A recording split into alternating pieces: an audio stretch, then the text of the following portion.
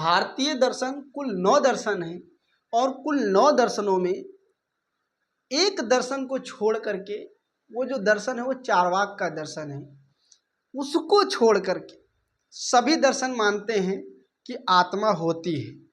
हाँ, चार्वाक नहीं मानता है। चार्वाक का मानना है कि आत्मा कुछ नहीं होती है।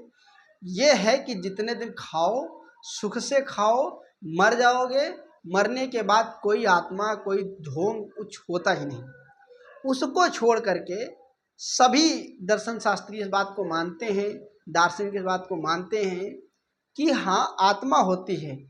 जैसे अगर देखा जाए तो बौद्ध जन्म है जो, या बुद्ध जी हैं, वो आत्मा को नहीं मानते लेकिन चेतना को मानते हैं, पुनर्जन्म को मानते हैं। ईसाई लोग भी ऐसा कुछ करते हैं। अब हम समझते हैं मोटा मोटा खाका क्या है। बौद्ध दर्शन चेतना को मानते हैं। एक सिर्फ वो एक ही है, वो जो है चार्वाक, जो कि नहीं मानता है आत्मा को कि आत्मा क्या होती है। वो भौतिकवादी हुआ है। ऐसा नहीं है। भारत देश में तो इकलौता चार्वाक ही भौतिकवादी है। पश्चिम के जितने लेखक हुए, दार्शनिक हुए, वो ज़्यादातर ऐसे हैं जो कि भौतिकवादी हैं। जैसे कि हेगल हो, अरस्तू हो, और क्या नाम है, कार्ल मार्क्स हो। ये जितने व्यक्ति हैं ये तो भौतिकवादी हैं, बहुत पूर्ण रूप से भौतिकवादी हैं। तो इतनी बात आप समझ चुके होंगे कि भारत देश में कुल 9 दर्शन है, जिसमें एक दर्शन है जो आत्मा को नहीं मानता है।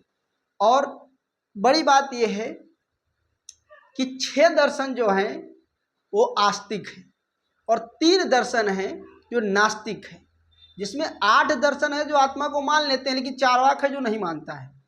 तो जो आस्तिक हैं उनका परिभाषा क्या बनती है? उनकी परिभाषा ये होती है कि जो व्यक्ति वेदों को मानता है वो आस्तिक है, जो वेदों में लिखी हुई बातों को मानता है वो आस्तिक है, जो गीता को मानता है वो आस्तिक है। हाँ, जो व्यक्ति ना वेदों की मानता है ना गीता का मानता है वो नास्तिक है। तो जैन धर्म, बौद्ध धर्म और चार्वाक, ये 3 व्यक्ति जो ऐसे रहे जो कि न गीता को मानते हैं न वेद को मानते हैं, इनकी एक अलग बात है। हालांकि ये आत्मा को मानते हैं। तो इतनी बात समझ में आ गई होगी।